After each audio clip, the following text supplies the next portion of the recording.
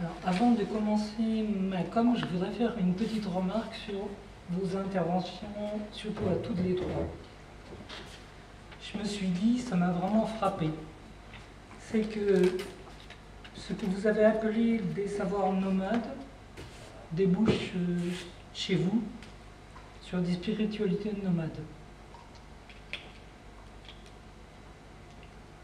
C'est une forme d'équilibrisme mental, intellectuel, cognitif, émotionnel, que par exemple j'aime beaucoup chez Tim Ingold, chez Descola, chez... etc.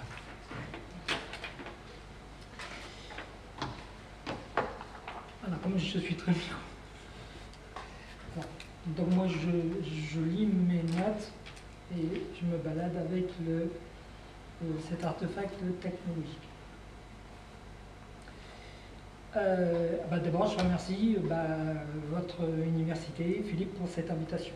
Alors, il m'a demandé, comme point de départ, de revenir sur les textes que j'ai écrits, moi-même, puis avec Karine Espinera, pour la revue Le sujet dans la cité.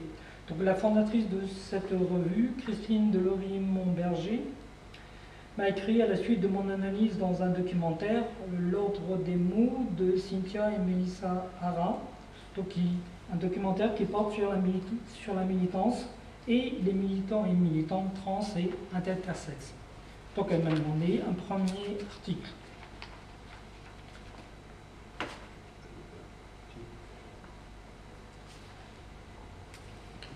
Alors, pour ce premier article, je lui ai proposé un récit sur la manière dont nous écrivons, avec nos mots, avec nos luttes, avec nos vies. Donc c'est un triple itinéraire que je décris. Comment un devenir minoritaire s'y prend-il? Que fait-il dans sa vie, avec son corps, avec les autres, etc. Et face à la psychiatrisation, quelle lecture fait-il de sa transgression, de son mode de vie, de ses analyses, etc. Donc de manière générale, la littérature médicale prise de manière plus large était à ce moment-là totalement hégémonique sur les questions trans. Il n'y a que cette littérature qui produisait des analyses, des savoirs. Cet article-là, mais d'autres articles, d'autres livres qui ont été publiés dans le monde entier, c'est donc une réponse à cette hégémonie. En cela, effectivement, on n'est pas transgressif. On ne fait que répondre dans le cadre d'une norme globale et surtout la norme occidentale. De manière générale, les personnes trans dans cette période-là, grosso modo 1950-2000, à peu près partout dans l'ère occidentale, tendaient à annuler le moment transgressif de leur cheminement, leur changement de sexe, comme dit cette littérature-là, car l'autre transition est toujours un moment critique de leur existence. Les gens risquaient de perdre leur vie, leur peau. C'est le cas de le dire. Donc le besoin de raconter l'histoire des trans par eux et elles-mêmes est donc mu par la résistance à la psychiatrisation, du moins en Occident, le besoin d'entrer dans l'histoire collective, dans l'histoire collective au sens général du terme, c'est-à-dire leur appartenance ordinaire à l'humanité. En trois, dire ce que sont les histoires et les corps trans. Donc ma question centrale étant, qu'est-ce qu'on fait au lien social en retour de ce qu'il nous fait? Donc pour y répondre, j'ai proposé donc une analyse des savoirs d'expérience trans, allant de la militance à la production de savoir, sur la société binaire, les assignations, les concepts que nous utilisons, avec en premier chef les notions de transidentité et d'identité de genre.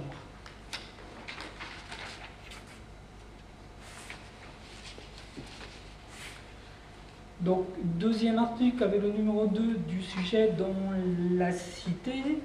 C'est un article de Karine Espinera, qui est cofondatrice avec moi de l'ODT, où elle analysait ce que le champ médico-légal depuis le 19e siècle produit afin de maintenir un tel paradigme du corps normal, VS, le corps transformé, suivi par un troisième article Donc c'était le sujet dans la cité numéro 4, sur la place des savoirs trans et la place du sujet trans dans le lien social. La question était, y a-t-il une place préalable à une citoyenneté qui soit inclusive pour les personnes trans, les personnes intersexes, d'autres personnes non nommées jusque-là?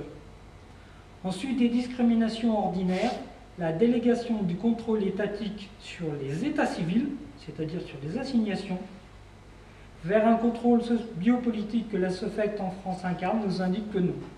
Donc la SOFET, c'est société... Bon, le psychiatre. Il faudrait que... Société française d'études et de prise en charge de la transparence.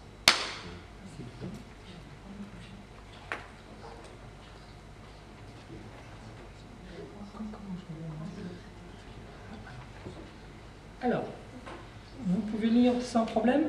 Ouais.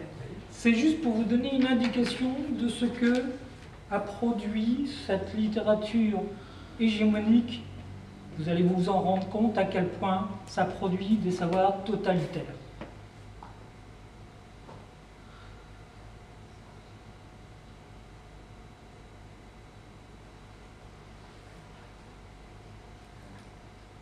Cette psychiatre, décédée depuis 1 an ou 2 ans, semblait ignorer ou voulait ignorer que lorsque les nazis, en 1933, ont saccagé et brûlé la clinique de Hirschfeld, eh bien, la future Gestapo a mis la main sur le fichier de Hirschfeld sur des personnes qu'on appelle aujourd'hui travestis, transvestis, transgenres, transsexes, et ça a été les premières personnes à être déportées. Cette dame-là ignorait ou semblait ignorer ce... Donc voilà, c'est ce type de savoir-pouvoir auquel nous sommes confrontés. Donc, comment était caractérisé le sujet trans, la personne trans, me permet de décrire le type de société par son système sexe-genre binaire, hiérarchique, ethnocentrique, excluant et pathologisant. Je suis donc passé d'une description des vies trans à l'émergence d'un mouvement et d'une culture trans et une observation-analyse de la société binaire qui produit des minorités sexuelles et de genre, permettant depuis le XIXe siècle l'écriture de la distinction sain-pathologique, et je renvoie évidemment à Canguilhem et Foucault. Entre-temps, nous avons mis en chantier en 2010 cet ouvrage-là et publié plusieurs ouvrages et des articles et des dossiers pour l'ODT. Donc avec cet ouvrage, nous n'analysons pas les savoirs-pouvoirs sur les trans, mais une encyclopédie de nos vies, de nos mots, de nos définitions, une manière de nous situer dans la société binaire. Ça impliquait de revenir sur les glossaires et les mots par des savoirs situés, là où sont les gens, ceux qui et elles vivent. Ce qui impliquait pour nous des savoirs intersectionnels trans et féministes. Donc cet ouvrage intervient dans un contexte précis. Nous avions alors à l'ODT en chantier 2 ouvrages. L'un sur la dépsychiatrisation des identités de genre trans, c'est le numéro 1.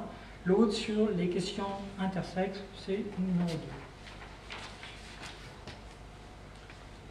2. Alors, je vais vous caractériser maintenant le cadre de ma com en vous proposant cette double représentation. Est-ce que tu pourrais nous donner de ce coup, toi tu me définis la société cisgenre?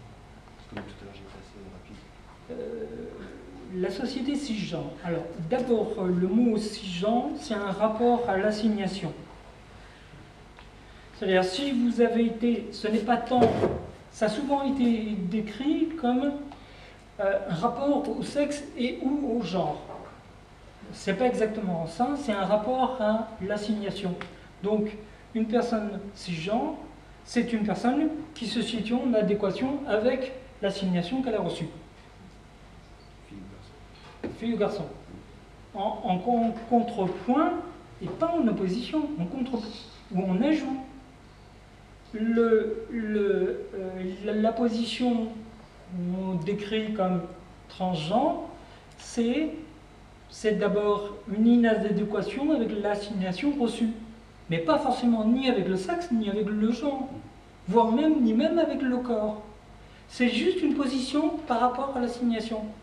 Elle n'est pas forcément en opposition, c'est simplement que ça ne convient pas à ce type de personnes.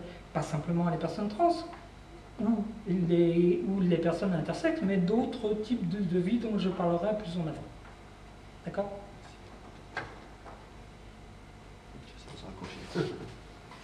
Alors, ce que je vous propose là, c'est une forme de typologie. Donc, dans le schéma 1, jusqu'à présent, les savoirs sur les trans tournaient leur caméra vers les marges, les interstices, les minorités, la prostitution, ce que Michel Foucault a appelé des hétérotopies de déviation. Alors, depuis les années 80, partout dans l'ère occidentale, le sujet minoritaire est justement dans la cité et répond sur la place qu'il occupe. Donc c'est l'émergence d'un mouvement associatif, puis une expertise trans sur les vies et récits trans. Dans le premier schéma, ces savoirs-pouvoirs ont tendance à satelliser ces minorités, justement pour les désigner comme minorités. La tache rose représentant la majorité, mais une majorité qui n'est pas définie. Elle est rétro-définie par la satellisation des minorités. Si les minorités sont dans la population globale, pourquoi? Voilà. Ce pourquoi il n'y a pas une opposition cisgenre, transgenre, mais juste un rapport, une position occupée dans le rapport à l'assignation. Ce qui est très différent.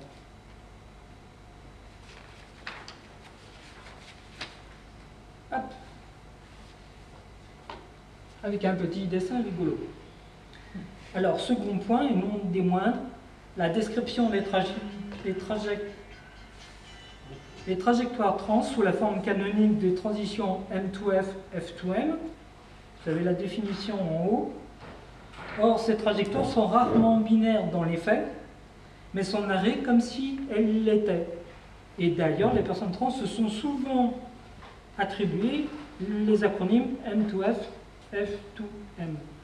Or, à titre personnel, en 20 ans de militance et de recherche, j'ai jamais rencontré un tel individu, F2M ou M2F, mais des trajectoires de conformation pré- et post-transition. Les gens s'auto-adaptent, se suradaptent à cause de la société binaire où il n'existe que deux sexes et deux genres. La militance trans résume très bien mon propos avec ce slogan. Les normes binaires sont trop étroites pour moi. Du fait, ces mots-là, cette militance-là fait écho à la binarité comme système, comme société, comme imaginaire et subjectivité constituant des corps et comportements prescrits et conformes à l'assignation à partir de la société patriarcale et son ontologie naturaliste. En écho à cela, tous ces acronymes, j'ai mis en dessous, M2U, M2X, etc., qui visibilisent des trajectoires non binaires, non linéaires, fluides, dans une ontologie encore à définir. À titre personnel, je me définis d'allant de inconnu vers inconnu, parce que avant d'être trans, je suis d'abord autiste Asperger, et ça impacte sur ma manière de dire mon monde à moi, d'entrer dans le monde des autres. Hop. Le vif du sujet.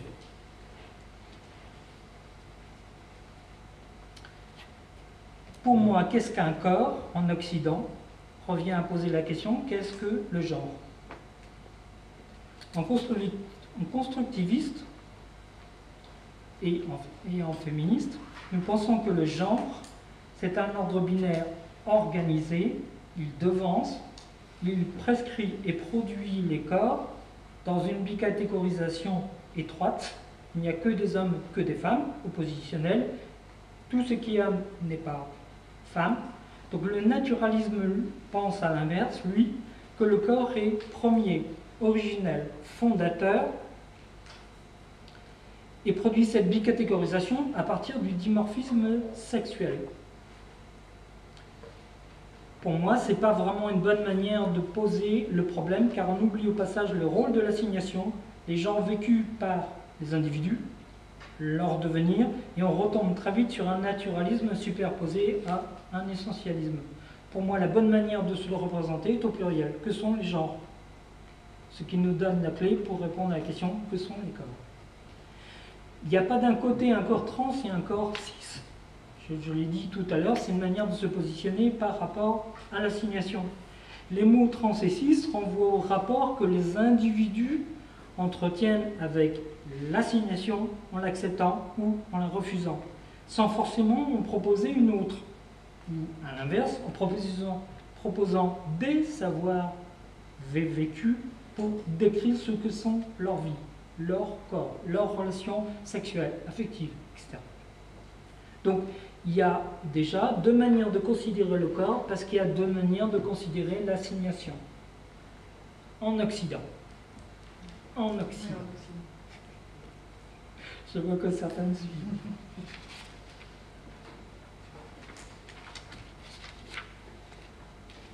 Donc, j'en viens maintenant à l'ouvrage dirigé par Christine de Delory, Éprouver le corps, publié l'année dernière. Dans cet ouvrage, il y a deux articles sur le corps et vie trans. Le nôtre, celui de Karine et moi, et l'article de David Le Breton. D'une manière générale, la quasi-totalité des articles sont influencés par les études de genre, les études culturelles, etc., les identités au travail dans la société binaire. L'article de Le Breton, lui, s'en distingue avec sa thèse d'un corps comme artefact modelable, révocable, un corps objet. Donc mon exposé va illustrer une autre article pour le comparer au sien. Exposer ainsi le fond de mon travail. Et je ferai un bref détour vers l'anthropologie pour illustrer l'orientation actuelle de mon travail, et je vais rejoindre évidemment le travail surtout de Nancy Middle. Voilà.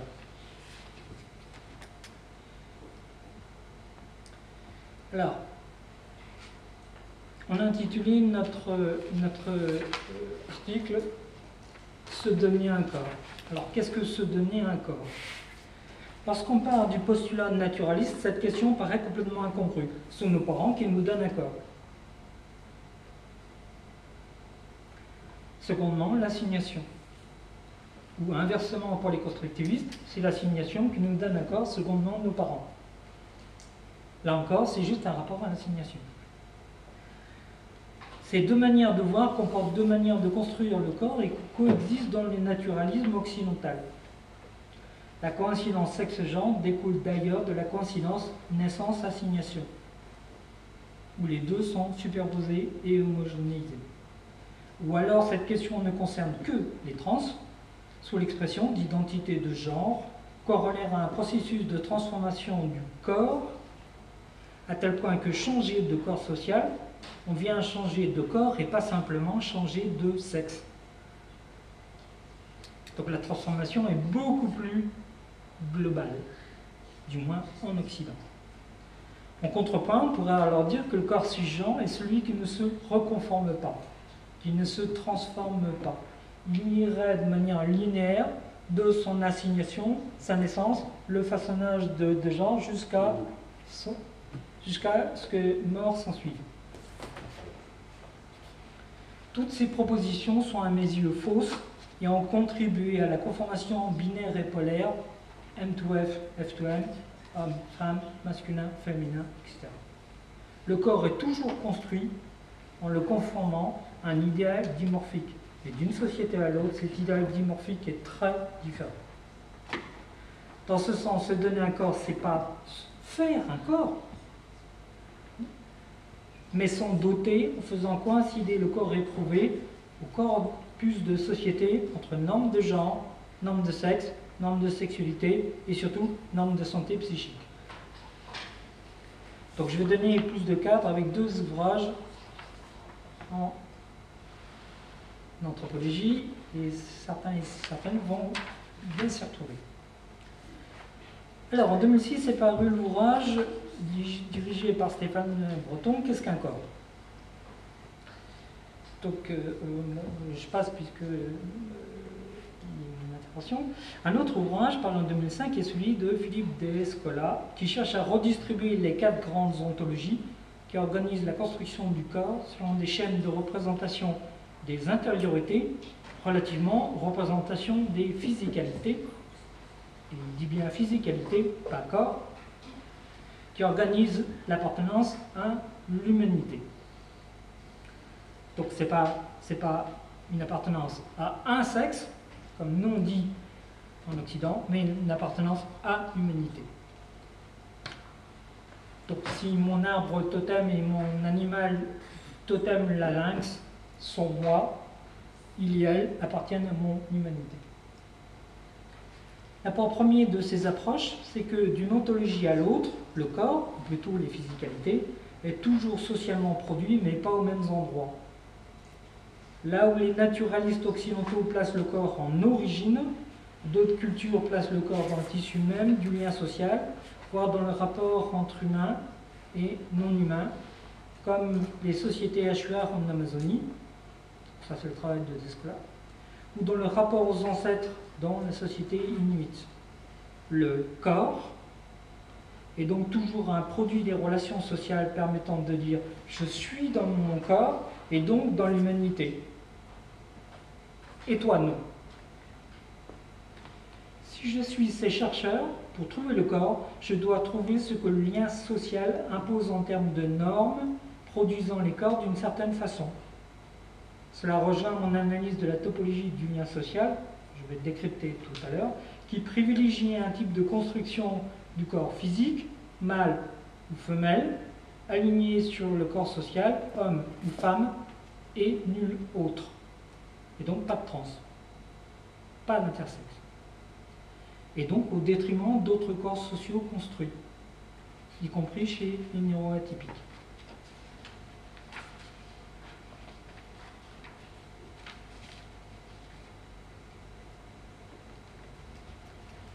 Revenons à l'article de Le Breton. Que dit-il et avec quels mots?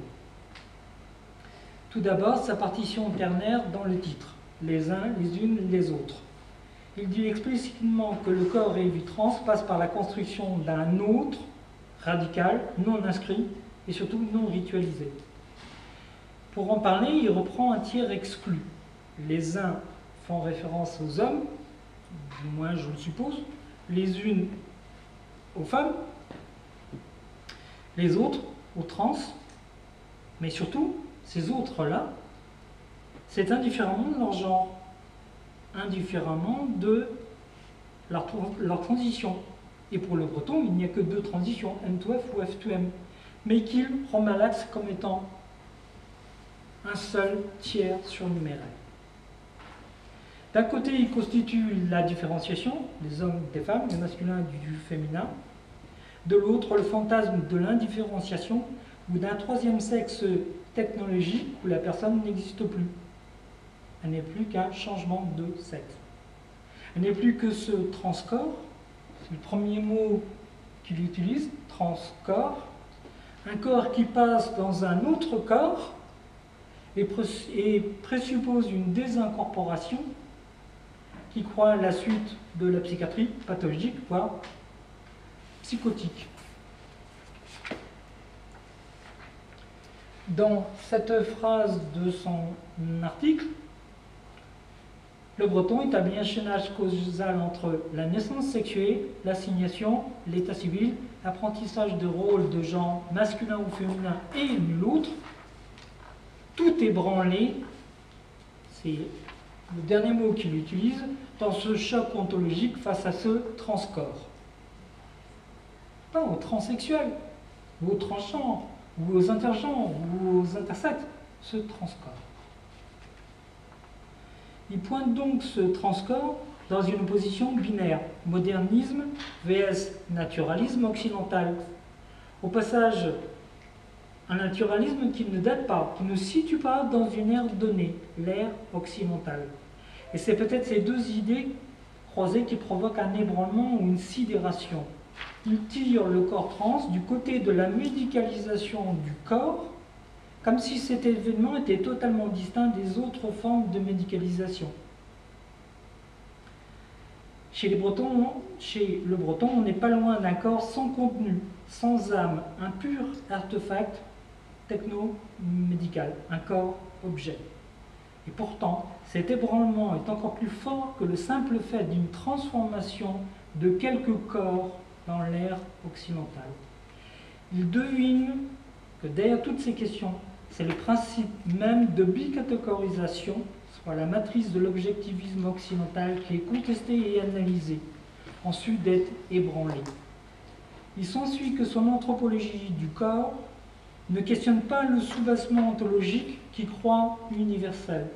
Il croit que dans toutes les ontologies, toutes les aires ontologiques, dit Descola, les corps sont pareillement construits, fabriqués, que les personnes assignées femmes se vivent comme femmes comme en Occident, etc.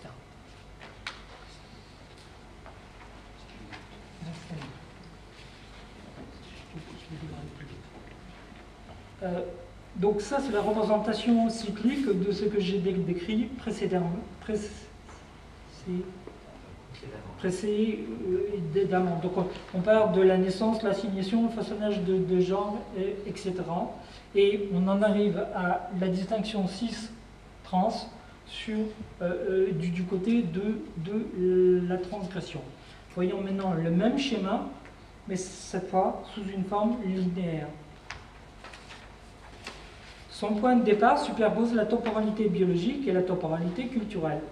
Donc la naissance et l'assignation, moins les devenirs non cisgenres. Ce schéma représente ce que le naturalisme objectiviste dit et fait en ignorant totalement ce que les autres ontologies disent et font des corps pour produire ces corps. Donc le travail de Descola, Breton, Vivero de Castro, etc. montre qu'il existe des schémas corporels totalement différents du nôtre. Par exemple, Descola insiste beaucoup sur celui de la société HUR, où les corps humains, les corps arbres, les corps montagnes, les corps environnement, les corps jaguars produisent cette appartenance à l'humanité. Par ailleurs, que plusieurs schèmes sexe-genre et possiblement plusieurs ontologies sont co-présentes dans une société aussi ramifiée que la nôtre. Là encore, Descola parle de ce qu'il croit être une ontologie pas analogique, analogique au Moyen-Âge. C'est cela la source de cet ébranlement, et c'est ça que souligne le titre de Le Breton, les uns, les unes, les autres. La question trans fait surgir un autre qui n'est pas troisième, mais qui est autre, comme l'alien du film. C'est un autre radical, cet autre tiers surnuméraire qui se rajoute et ébranle des institutions fondées sur le naturalisme binaire. Je vais passer plus tard parce que... je vais en venir à ça. Alors, oui, je vais en... Donc là, je vous propose une schématisation de ce que j'ai appelé la topologie du lien social. Ce qui m'intéresse, ce sont les lieux d'intersection avec le lien social, ce que les individus dépendant des conformités de genre ou libérés d'elles font avec leur corps, évidemment avec autrui, pour construire un lien social allant au-delà de la binarité. Donc j'ai pris 4 types de vie, de mode d'être, de mode de sensation, de mode de construction. Les vies intersexuées, les vies cis, les vies trans et les vies neuroatypiques, puisque je suis moi-même directement confronté du fait que je suis autiste. Donc en 2007, invité par les US, j'ai donné une première conférence sur les sociabilités non binaires chez les trans. Ça m'a obligé à me poser des questions sur la structure de la société binaire, de la forme des normes et identités binaires, de l'influence de la loi, l'état civil, l'assignation, etc. Ce que j'y ai découvert est à la fois très simple et déroutant. Le corps est entièrement construit, mais il n'est pas construit de la même façon chez les individus. Et surtout, le point de départ n'est pas localisé au même endroit, voire ce point de départ n'existe tout simplement pas. C'est le cas dans les sociétés HUR. Je suis donc reparti de la topologie élargie du lien social tel que je l'observais aux UH. En bref, je me suis arraché du contexte naturaliste et l'ai interrogé à son tour avec une nouvelle question: que serait une anthropologie des transidentités?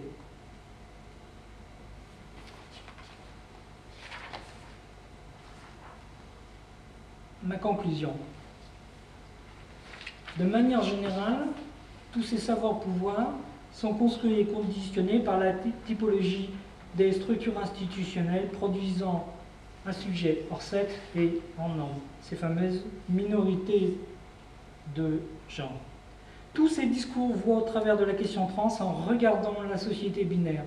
Toutes ces pratiques sur cette question tendent à sa reproduction.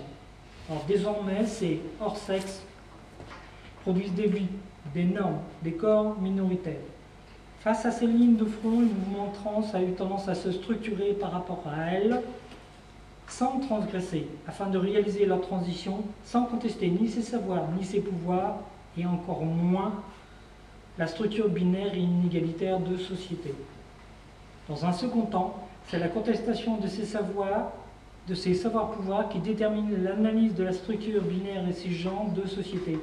Se donner un corps est un acte culturel, une transpolitique aux côtés d'une biopolitique.